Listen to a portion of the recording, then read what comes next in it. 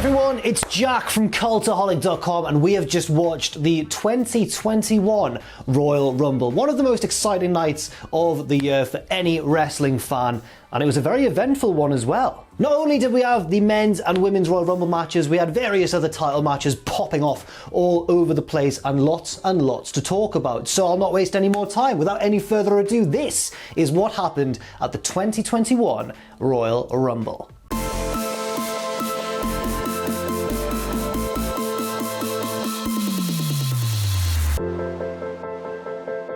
Just the one kickoff match to talk about, a match that I believe, if I'm not wrong, was scheduled for the main portion of the show but may have got bumped to the pre-show. It's the women's tag title match between the champions Asuka and Charlotte Flair and the challengers, former champions Shayna Baszler and Nia Jax. And for the most part, this was your pretty standard back and forth match, a little bit ragged in parts, it has to be said, but then right towards the end, we got some heavy storyline involvement from Ric Flair and that dastardly Lacey Evans.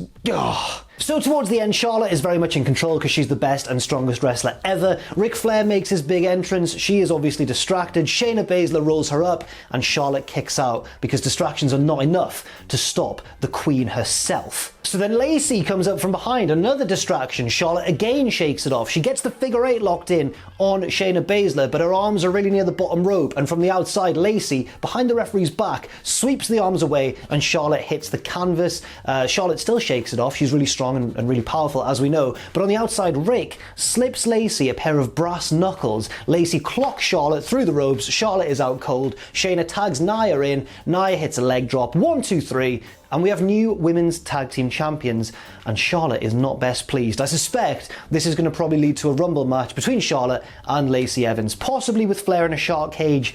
Who knows at this stage? Now onto the main portion of the show, and we are starting off with a very big match indeed. The WWE Championship match between Drew McIntyre and Goldberg. And amidst fears that Goldberg was going to squash Drew and take the title and Drew's entire push would be ruined, Drew hasn't been listening to any of that. They face off before the bell is even rung and Drew headbutts Goldberg and sends him to the outside. Goldberg turns the tables though with a big spear, sending Drew through the barricade, but still the bell has not yet sounded. They slowly get back into the ring and finally the match officially begins. And with this being a Goldberg match, of course, all finishers are enabled to the max, so I'll just run through what happens now. Claymore kick straight away, Goldberg kicks out, he ducks a second Claymore attempt, hits a spear, then a second spear, Drew kicks out, jackhammer from Goldberg. I was worried he wasn't going to be able to do it, but he just about manages it, and with everyone's hearts in their collective mouths, Drew manages to just kick out. And at this point I was thinking, well, Drew's probably won now. Bill's not really going to hit a second jackhammer, is he? And that turned out to be the case. He didn't hit another jackhammer. Instead, he missed a spear, hit the turnbuckle, Drew lined him up, hit a Claymore kick,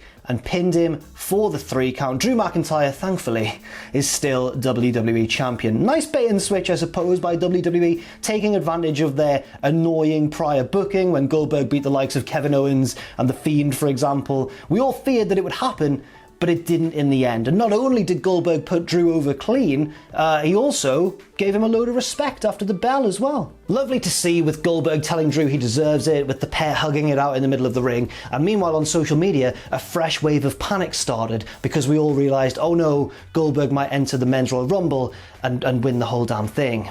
Next up, we have a SmackDown Women's Championship match with the champion Sasha Banks taking on Carmella, accompanied, of course, by Reginald.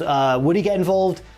Let's find out. Yeah, he would. He did. He did get involved, yes. Sasha goes for the bank statement immediately, but Carmella wriggles out of it, and it doesn't take long for Reginald to get involved. He gets on the apron and starts shouting at Sasha, so she slides under the bottom rope to the floor, sweeps his legs away, and he hits his face on the apron. But as Reggie is on the floor selling, Carmella uses him almost in sort of a poetry in motion style, jumping off his back and using it to clothesline Sasha onto the announce table. Sasha gets sent to the outside a little bit later on, and Reginald catches her, and Sasha hits him with a Hurricane Rana and slaps him in the face, and then the referee ejects him. And I would like to say at this point that Reginald has done nothing wrong there. If anything, he saved Sasha from taking a pretty nasty spill to the floor, and for his troubles he got hit with 2 offensive moves and ejected from the ringside area. Corruption in the WWE refereeing ranks, and I won't stand for it. Reginald deserves more. As he is getting sent to the back, Sasha turns around straight into a suicide dive from Carmella, a pretty terrifying one. She nearly goes headfirst into the floor. I think she seems just about alright, thankfully, but it was a bit of a terrifying moment. And at this point, Carmella really starts to dominate proceedings. She reverses a frog splash, she gets the knees up in time, locks in the code of silence, but Sasha slips out of it. But Carmella hits a super kick to the head while Sasha's on her knees, and it looks like Carmella is pretty much in total control. It looks like she's about to win. She grabs Sasha by the ankle, looks to drag her into the middle of the ring, and then out of nowhere, Sasha, in a flash, manages to kick her arm off her, grab her, and lock in the bank statement. And Carmella taps pretty damn quickly, actually. And despite the sudden nature of the finish, I actually thought it worked quite well. It was legitimately out of nowhere. It was a nice counter. Sasha should have won the match and did. I'd have just maybe liked to have seen Carmella hold on a little bit longer before tapping out to the hold. But Sasha wins the match and treats us to a unique no-look point at the WrestleMania sign. Very casual Sasha. I like it a lot. Next up, the moment we've all been waiting for. No, not either of the Royal Rumble matches. No, none of the big title matches. It's Bad Bunny's live performance of his song, accompanied, of course, by Booker T. Bad Bunny does some raps, some rippity raps, and Booker just stands there motionlessly for like the entire segment as Bad Bunny raps around him. And you have to commend Booker for his unbelievable ability to be very still. He does a bit of a dance afterwards, but for the most part, no, he just stands there looking real jacked, brother. And that's the segment. But it's not over yet, because later on backstage, Miz and Morrison come along. They knock on Bad Bunny's locker room door. He exits the room. He's like, what's going on out here? Miz and Morrison pitch a rap to him. They're like, we want to collaborate with you. Bad Bunny's like, I'm not really feeling it. And they're like, why would you rather collab with Booker T? He's rubbish. We're the Miz and Morrison, and Booker T's pretty much past it by this stage. Booker's behind them, all menacing. Need to once again emphasize, he's looking real jacked, guys, real jacked. And he says, tell me you did not just say that. And Miz and Morrison are like, oh. And then Booker goes into the locker room with Bad Bunny, slams the door behind him, and Miz and Morrison are pretty annoyed. And this would play out a little bit later on. Now it's time for the first of the two Royal Rumble matches, the Women's Royal Rumble match. And I'm not going to talk about every single elimination, but I'm going to talk about like key moments, big eliminations, big stare downs, that sort of thing. If there's an elimination that I don't mention and you're wondering who did it, it's probably safe to assume it was Rhea Ripley, because she was on a tear in this match. Entrant number one is Bayley, who heads down to the ring. She shaved the word Cole into the back of her head, like Michael Cole, but he's not commentating this match, which is a shame for Bayley. But she goes over to the desk and tells the commentators who are there about it anyway, so she managed to get that in there, I suppose. Entrant number two is the returning Naomi. Nice to see her back in action. They brawl for a bit. Then entrant number three, Bianca Belair, my pick, so that's not great, is it? Number four is Billie Kay. She heads out with her stack of 8x10s. She just heads to commentary. She's still looking for a friend. She's still looking for people to align with. She's been really lost since breaking up with Payton Royce in the Iconics, or since they were forcibly broken apart, I suppose. But number five is Shotzi Blackheart, who comes out in her tank, and Billie Kay's like, yes, that's a new friend for me. She goes over, she's like, look at my 8x10s, do you want to be friends? Shotzi Blackheart's having none of it. She fires the projectile from the tank, it goes over Billie Kay's head, she's like, oh my goodness, and decides that it's probably best to just leave Shotzi alone. Entrant number six, Shayna Baszler. Billie, unwisely I will say, unwisely goes over to make friends with her. She holds up an 8x10. Shayna goes to punch through it, kind of misses, it doesn't break, but she shoves Billie into the crowd barrier anyway and heads into the Rumble match to dominate. Next up, it's Toni Storm. Billie Kay goes over, tries to be friends. This is really the Billie Kay Rumble at this stage. She tries to be friends, Toni just ignores her and heads into the ring. Next up, we have Jillian Hall, a big return there, big surprise as well, singing her own entrance music terribly. It's what we love her for, it's all grand stuff. Billie Kay goes over and says, do you want to be friends, Billie and Jilly? And Jillian Hall actually is like, yes, that sounds amazing actually. Next up is Ruby Riott. Billie Kay obviously helps her out a bit as well. She's trying to get in with the Riott squad. Billie's forming allegiances all over the place here. Very smart, reminiscent actually of CM Punk in the 2011 Royal Rumble. And I wouldn't be surprised if Billie went on to win this entire match. She doesn't win in the end. Sorry for the spoiler. Billie doesn't win this Royal Rumble. Number 10 is Victoria. Legitimately a cool return. Really good to see her back. That was awesome. Number 11 is Payton Royce. And obviously Billie is a bit awkward when she sees her. They hit a double team move and both do the iconic thing, but then Billie stops halfway through because she's with her cool new Riott squad friend, Ruby Riott. So she's like, like, oh, I don't know if I want to be seen with you anymore, Peyton. Number 12, Santana Garrett. I forgot she was part of NXT actually, so it's nice to see her. Number 13, Liv Morgan. Billy has allies all over the place, but it goes a bit wrong. That's because Jillian turns on Billy, tries to eliminate her, so then the Riot Squad eliminate Jillian, but then also they eliminate Billy too. So sad times for Billy. After really dominating this opening stretch of the Rumble, there's always next year. Next up, Ria Ripley. She gets a big entrance, really setting her up as a potential favourite in this match. After her, Charlotte Flair, the woman who beat her, of course, at WrestleMania last year. And she starts to deal with her fairly easily here as well, which isn't ideal. Next up, Dana Brooke, who suffers a particularly nasty elimination at the hands of Ria Ripley. Big slam on the apron and Dana just flops to the outside. Ugh, it looked quite painful. Made Rhea look really cool though. Number 17, another return, Tori Wilson. Number 18, Ric Flair. His music hits, he comes out. I'm like, is Rick really breaking the mold here? Is he entering the Women's Royal Rumble? No, he's just there to introduce Lacey Evans, of course, who's wearing one of his robes. She saunters down to the ring, gets in there, Charlotte's just glaring at her, and instead of fighting her because it's a wrestling match, Lacey decides to pose to the hard cam with her back to Charlotte. Not a great strategy. Charlotte batters her to the outside, they both go under the bottom rope, and she just beats her all around the ringside area. Lacey, what were you thinking? While all this is kind of going on, Bianca Belair eliminates Bayley, who was number 1. That's quite noteworthy, but the camera misses it, so we have to see a replay. Anyway, next up is Mickie James. Next up, we get Nikki Cross with her incredibly ill-fitting entrance music. Then we get Alicia Fox, who they bill as a returning legend, so that's confirmed now, that's pretty official. She gets in the ring, and then R-Truth comes down. He's about to get in the ring, and then he's like, oh, my bad, wrong Rumble. R-Truth, you are just the worst, aren't you? But in the best possible way. What a scamp. Truth is pursued by members of the 24/7 division. He escapes from them by getting into the ring.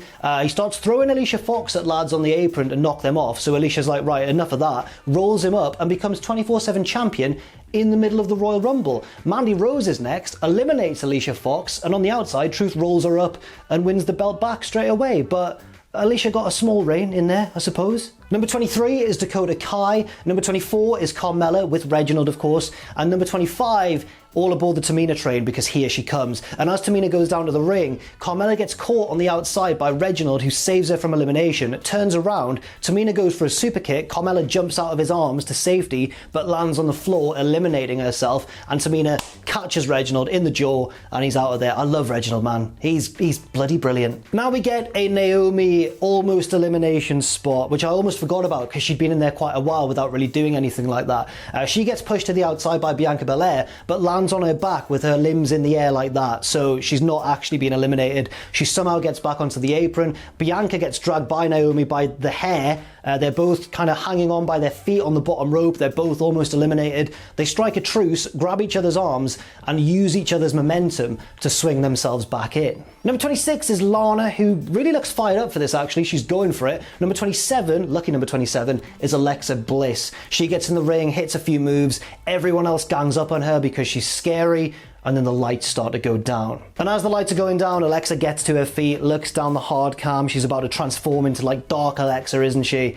But she doesn't, because Rhea Ripley just pops up and goes, right, see you later, eliminates her from behind as the lights are going down, and then they come back up. It turns out all you need to do to beat Alexa, and presumably the Fiend when that starts to happen, is to just continue attacking them as if nothing's going on. Number 28 is Ember Moon. She gets on the top rope and hits the Eclipse on Shayna, who rolls under the bottom rope to the foot of the ramp. Number 29 is Nia Jax. She helps Shayna up and they head in and start just eliminating fools, almost reminiscent of Big Show and Kane in the 2015 Royal Rumble, which I'm not sure is the best thing. But unlike Big Show and Kane, they don't totally take over the Rumble. It's just a little period of dominance for them, which really is the best way to go. Shayna wants to eliminate Tamina. Nia is reluctant to because of their history and their family connection, obviously. But she does. She's like, yeah, okay, I will then, I will. And they both team up to eliminate Tamina. Then Nia turns on Shayna. They just won the tag belts together on the pre-show, remember? Presumably because she's sad at having to eliminate Tamina, but she willingly did so anyway.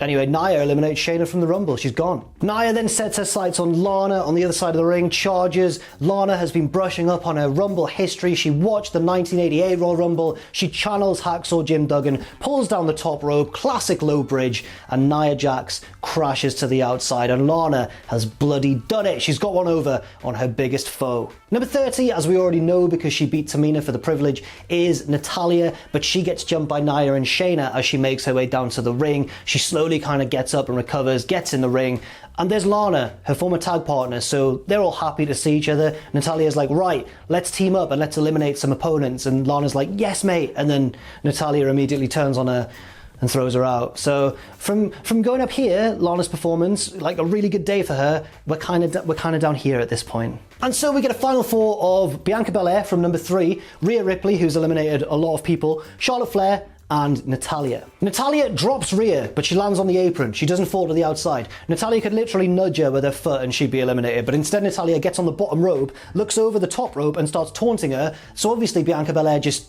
tips her over from behind. Interesting strategy. We're down to the final 3. The newer and younger stars, Rhea and Bianca, team up on Charlotte Flair, but she's too strong. They try their best, but they can't really eliminate her. But eventually they fire up. They do get her to the apron. Bianca hits her with like a handspring. She clings on. Rhea hits her. She clings on. Bianca and Rhea look at each other, charge together, and through the power of teamwork, they eliminate Charlotte Flair. We're down to a very exciting final 2. And from here, we get what must go down in Rumble history as one of the better final 2 contests. We've got obviously Michaels and Taker from 2007, Jericho and Sheamus as well a few years after that. Now I think we can add this, we can add Bianca and Rhea to the list, because this was an awesome little mini match between the two. They end up on the apron at one stage, but then look at each other and go, right, let's both get back in and settle this properly. They do so, and they go through all the kind of false finishes that would trick regular viewers of the Rumble. So they'll like reverse momentum, one will go for a clothesline, but they're always ducking it and reversing. It's really compelling until finally Bianca Belair manages to catch Rhea Ripley with a huge clothesline. Rhea spills to the outside, and Bianca Belair from number 3 wins the Royal Rumble. And Bianca cuts a tearful promo afterwards. She's put in a really good effort, to be fair. She's won it, and she's heading to WrestleMania. Very well deserved. A great winner of the match. And after a lot of comedy in the front end of the match, I think things progressed really nicely in the latter stages. And really, from kind of halfway onwards, it was really compelling stuff. So no complaints here, really. And if things couldn't get any more exciting, R-Truth stops by the pre-show desk where they're doing a bit of a recap of what's happened so far, and Peter Rosenberg rolls him up to win the 24/7 title.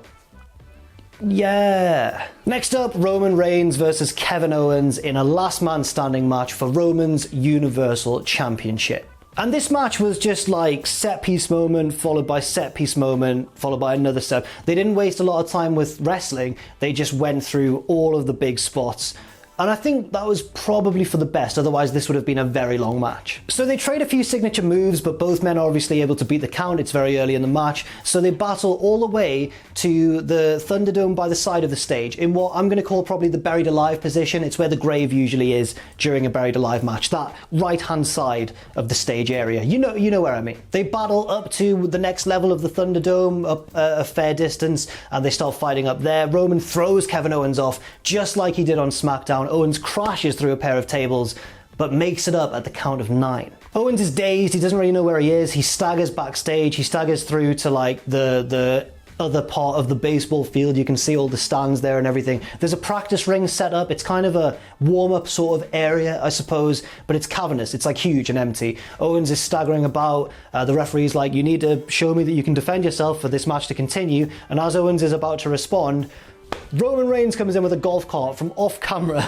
and just completely takes out Kevin Owens. Owens beats the count again. Roman can't believe it, so he taunts Owens about his dead grandfathers, which was brought up in the build to this match as one of Kev's main inspirations. So that was a bit mean, and Owens, fires up because of this and starts to just batter the champion. He puts him on a table, he climbs up some crates, frog splash off the crates, through the tables, and Roman beats the count. They're both beating counts that realistically could have ended the match, I suppose. That could be a criticism if you are that way inclined when watching a last man standing match. Owens elevates things further. He gets in a forklift, uses it to raise a platform, climbs up to the platform, swanton bomb off it through another pair of tables. Roman again beats the count. It's getting I'm not going to say it's getting silly because it's Roman and Kev, they're both really tough, but I can see why some people might have seen it that way. Still very entertaining though. They fight all the way back to the arena, there's a big spear through the LED boards on the set. Roman tries to handcuff Kevin, but Owens hits a stunner, he gets the handcuffs, and handcuffs Roman to one of the big lighting rigs.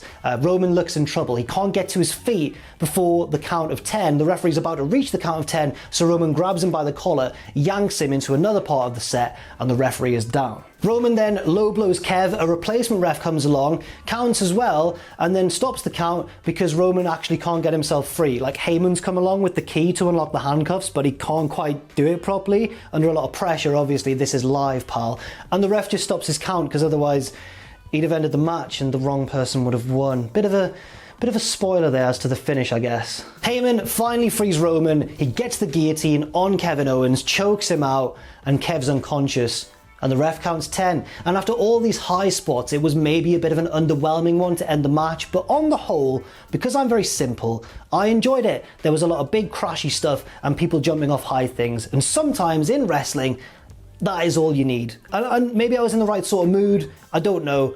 I enjoyed it for what it was. But now it's time for the second Royal Rumble match of the night, the Men's Royal Rumble. It was announced previously that entrants number 1 and 2 would be Randy Orton and Edge. But as the start of the match happens, it's apparent that Edge is number 1 and Randall is number 2, which I found a bit odd. Edge brawls with Randy on the ramp. He's really fired up. Obviously, he hates Orton. They get in the ring. Edge is still dominating. Number 3 is Sami Zayn. The heels team up to beat down Edge. Number 4 is Mustafa Ali. All the heels now are beating down Edge. It's not looking good for the Rated R superstar. Number 5 is Jeff Hardy. He can't really make much of a difference because Randy decides it's time for an RKO party. He hits an RKO on everybody apart from Edge, who spears him, takes him to the outside, and we get a crucial part of this Royal Rumble. So Edge hits the execution on the announce table, Orton is out of it, then Edge gets a chair, smacks him in the knee with it, and Orton can't walk. He can't compete in the Rumble, it's determined. The refs all help him, they go to the back, and we don't really know what the status of Randy Orton is. Number 6 is Dolph Ziggler, who eliminates Jeff Hardy because he's a really sneaky boy and he blindsides him. And Owen, who was watching it with me, said that apparently he caught Jeff Hardy when he thought the camera wasn't on him, just leaping over the crowd barrier for some reason, out of view. I didn't see it. If anybody did, please let me know in the comments. It sounded very, very funny. Number 7 is Shinsuke Nakamura, fresh off his little push on SmackDown. He's been looking very good recently. Number 8, Carlito. I was excited for this return. This was a good one. Carlito gets in the ring. We haven't seen him for quite a while in WWE. He's got the apple with him. I'm worried he's about to do the spit thing, which isn't the best look during a pandemic, but Shinsuke takes the apple off him. Carlito's not very happy and hits a backstabber. Nice way around it. We didn't need to see the spitting thing. It all works well. Number 9 is Xavier Woods, and helpfully for him, number 10 is Big E, and they team up and do a bit of New Day action. I think they eliminate Sami Zayn around this sort of time as well. Like the Women's Rumble, I'm not going to be going over every single elimination, just the key ones. But you know, you can go on Wikipedia and find it yourselves. They're very quick at uploading on there, actually. Number 11 is John Morrison. At this stage, Woods nearly gets eliminated, so Big E grabs his hand as Woods is falling, and then Ali kicks it away, and Woods spills to the outside. Big E is fuming about this, and I'm like, mate, it's the Royal Rumble, it's just what happens. Number 12 is Ricochet, 13 is Elias, 14 is Damien Priest, and he looked pretty strong in this, it should be pointed out. Miz is next. As he's making his entrance, he sees that Bad Bunny's DJ equipment is still there at the side of the stage, so he goes over with his briefcase, just smashes it all up. He gets in the ring, here comes Bad Bunny to batter him, presumably, but thankfully for the Miz, he's stopped by quite a few referees. While this is happening, Miz and Morrison lean over the top rope to taunt Bad Bunny, and Damien Priest takes advantage of this and just throws them both to the outside. The punishment is not over yet. Bad Bunny heads up top, big crossbody onto both men, and Bad Bunny has just booked himself, in my view, a ticket to WrestleMania. Number 16 is Riddle, number 17 is my pick and one of the favourites, Daniel Bryan. Number 18 is Kane. He eliminates a few people, adding to his gigantic overall tally. Daniel Bryan's like, yes mate, it's Kane. They go for a big Team Hell No reunion, they hug it out. Kane's like, sorry pal, it's the Rumble. Choke slams him in the middle of the ring. And then Damien Priest eliminates him. And I'm like, wow, Damien Priest is being put over quite strong here. Number 19 is King Corbin. Number 20 is Otis. And we see how far Otis has fallen in the past year or so, sadly. He hits a few big moves, does the caterpillar, and then Corbin just chucks him out. Number 21, Dominic Mysterio. He victory rolls Corbin over the top rope. Nice to see Dom get a bit of revenge for Corbin's recent actions on SmackDown. And by recent actions, I mean fairly beating him in wrestling matches. Number 22 is Bobby Lashley, the US champion. We get a big standoff between him and the IC champion Big E. They start brawling. The next entrant is the Hurricane, who tries to do his famous double choke slam spot on them that he originally did to Triple H and Stone Cold. And this one goes about as well as that one did. They both launch him out. He takes a bit of a nasty landing. Hopefully he's okay. And at this moment, I realized that happened originally 19 years ago. Oh no. Number 24, it's Christian. Yes, fantastic scenes. He low bridges Lashley out, gets in the ring, hugs Edge. It's wonderful to see. Riddle tries to get involved with the hug as well, and Edge just headbutts him. And I can't really blame him. Number 25 is AJ Styles with Omos, of course. Number 26 is Rey Mysterio, and Omos catches AJ at various stages, saving him from being eliminated, and also does a bit of the eliminating himself. He grabs Big E while stood on the floor over the top rope and just drags Big E down. He also, I think, eliminates Mysterio too. Rey, that is. Dominic's kind of already long gone. Number 27 is Sheamus. Number 28 is Cesaro. They try and go for a bar reunion, but Cesaro decides no and just does a big swing on Sheamus and then one on Daniel Bryan. How does he not get dizzy? Number 29, Seth Rollins. Big return. He's looking great. Great to see him back. Hopefully everything's going well with the child. Well done, Seth. He gets in the ring. Number 30, as everyone panics and worries that it's Goldberg, is actually Braun Strowman. Oh, that's okay. Braun gets in, tries to throw AJ, but Omos saves him on the outside. So Braun fakes him out. He goes to throw AJ out on Omos' side and then goes, whoa, you're wrong, pal. Throws him out the other side and he's outsmarted AJ Styles as Braun. Yes. At this stage, Daniel Bryan starts to pick up steam. He's hitting moves on everybody. It's looking like it could be his Rumble. And then Seth Rollins takes a little time out from the Rumble, just stands on the outside, and when the moment is right, he slides in, grabs Bryan, and eliminates him. It's heartbreaking stuff, and Seth Rollins, that awful man, has done it again. He's broken our hearts. We get down to a final four of Edge, Christian, Rollins, and Strowman. Seth tries to make an alliance with Strowman. He's like, look, it's the present versus the past. We can take these guys. And Strowman's like, no, and just slams Rollins. A lot of attempted alliances in this match that are just flat out rejected. Edge and Christian team up to try and lever Strowman slowly to the outside of the ring. But as Strowman topples over and does indeed get eliminated, Rollins eliminates Christian. And we're down to Edge versus Seth. And Edge, remember, who entered at number 1, backdrops Seth Rollins out. Rollins fights it, but can't for too long. Lands on the outside, and Edge has won the Raw. Turns around, RKO, Orton's back in, out of nowhere. It's really bad scenes. It's an awful time. Orton picks up Edge, and Edge reverses the momentum and throws out Randy Orton. And from number 1, Edge has won his second Royal Rumble, and in doing so, has secured himself a big title match at WrestleMania. Now obviously we often say, oh, we hate legends, you know, being put over at the expense of modern, newer, fresher superstars. And usually I agree, but it's hard not to feel delighted for Edge. He's very likeable, he's Edge, and also he's fought back from a career-ending injury. He deserves this more than like anyone. So again, it's really hard not to feel delighted for Edge here. Yes, you could have argued that maybe someone like Shinsuke, Cesaro, maybe Keith Lee, who didn't appear, but that could have been a pandemic sort of situation. You could have argued that anybody on the main roster perhaps deserved it more than Edge, but did they really deserve it more? Like, their time might come, whereas for Edge, he's kind of done it when he had to. I'm sure that'll divide opinion, and I'm excited to hear all of them. Leave your thoughts, of course, in that comment section down below. And all that's left to say is thank you very much for watching. I've been Jack from Cultaholic.com. My voice is starting to go just in the nick of time. Stay safe out there, stay positive, and I'll see you very soon.